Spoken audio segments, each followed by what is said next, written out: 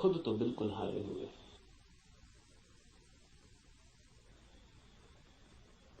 आप भी अपने को हारे हुए दिखाई पड़ते होंगे, औरों को तो आप भी जीते हुए दिखाई पड़ते हैं।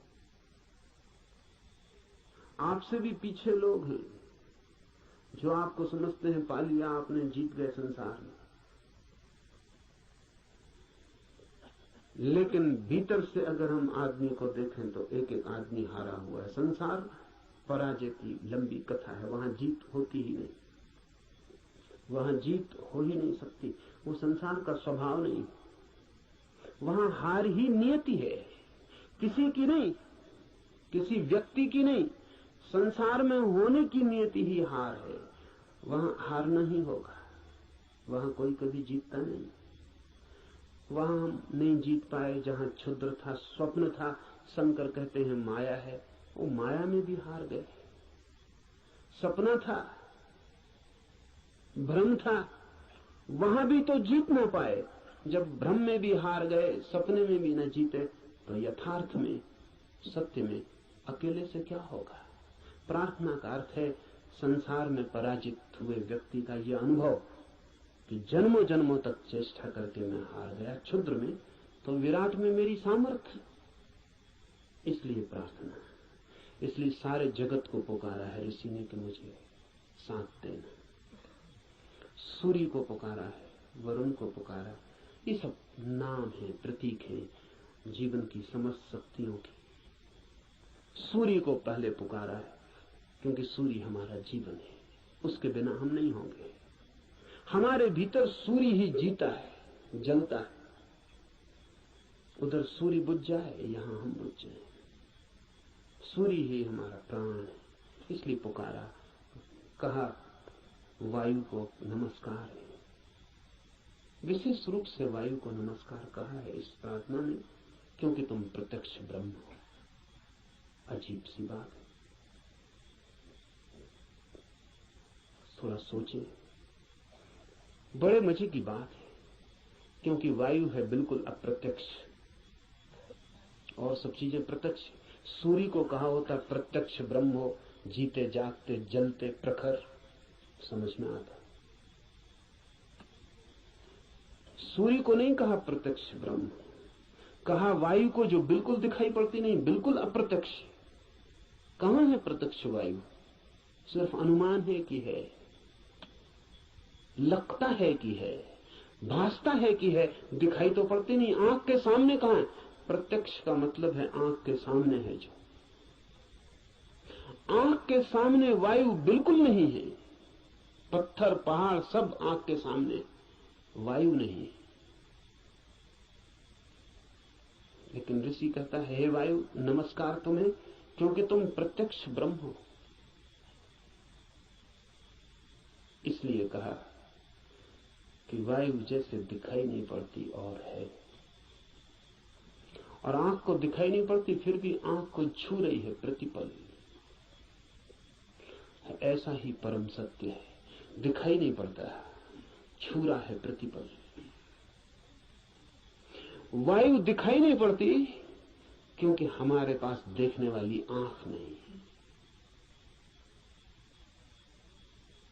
वायु तो यहां है, वायु के बिना तो हम भी नहीं हो सकते हैं।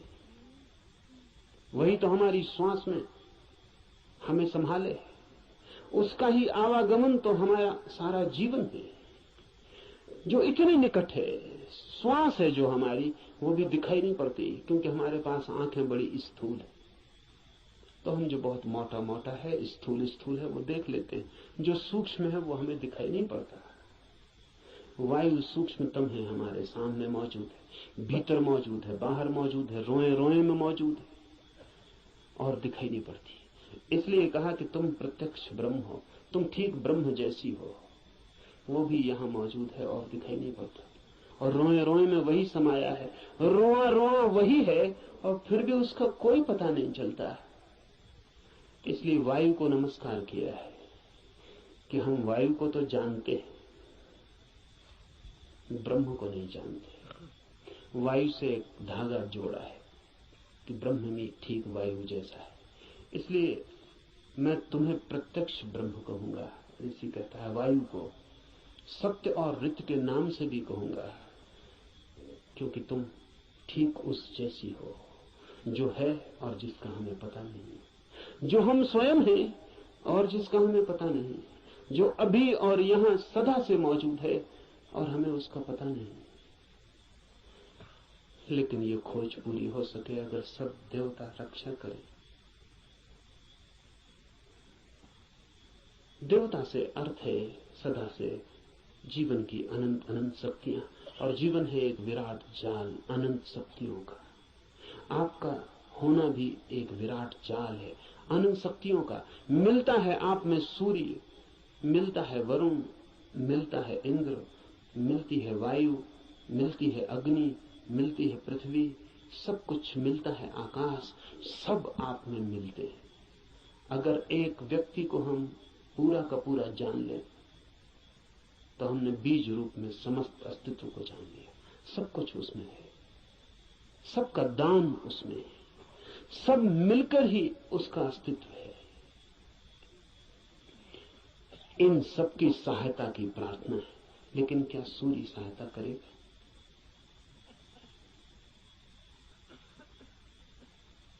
ये सवाल उठता ही है। प्रार्थना भी की तो क्या सूर्य सहायता करेगा? प्रार्थना भी की तो क्या वायु सहायक हो जाएगी? प्रार्थना भी की तो पृथ्वी क्या सहायता करेगी? पृथ्वी की सहायता और सूर्य की सहायता का सवाल नहीं है। आपने प्रार्थना की, यही बड़ी सहायता है। इसे थोड़ा ठीक से समझ लें। कोई सूर्य आके आपको सहायता नहीं करेगा, लेकिन आपने प्रार्थना की, इसका जो परिणाम है वो सूर्य पर नहीं होगा, आप पर होगा। क्योंकि प्रार्थना करने वाला चित्त हो जाता है विनम्र, प्रार्थना करने वाला चित्त हो जाता है असहाय, प्रार्थना करने वाला चित्त स्वीकार कर लेता है इस बात को कि मुझ अकेले से नहीं होगा।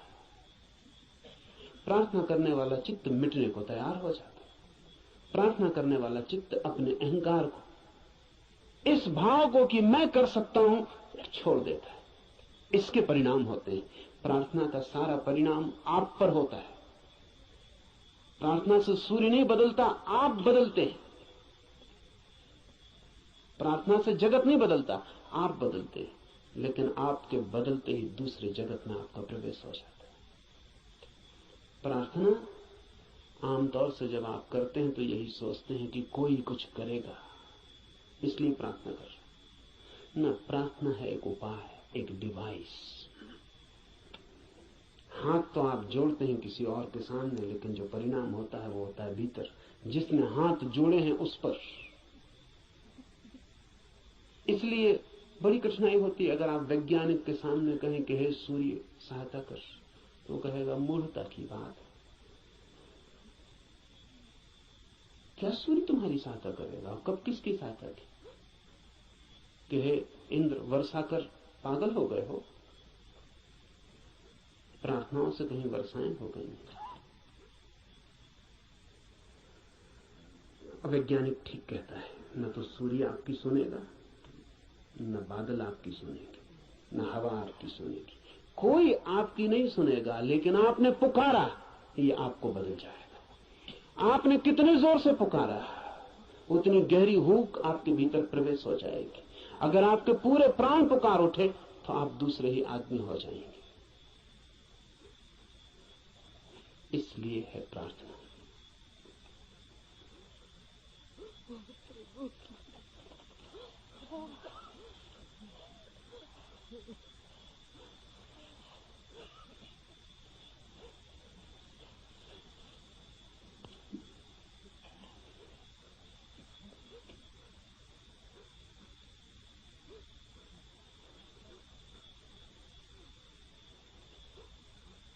Jean-Paul Sartre has named his autobiography Words.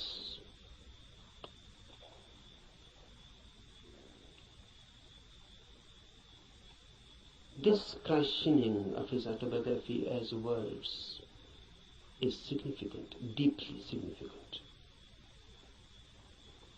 Really,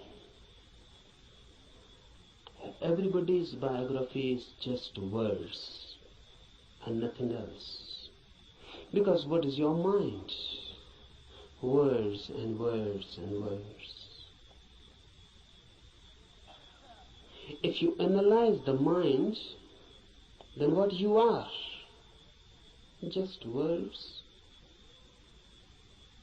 A long sequence, a long procession of words.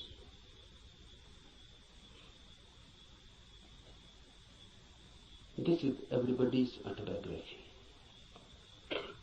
But if you are nothing but words, then you are not. Then you are yet unborn. Then you are yet to exist authentically. Because words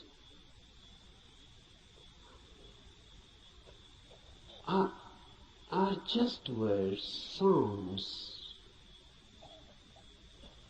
They mean something, but basically they are meaningless. The meaning is given to them. And mind is just a mechanism,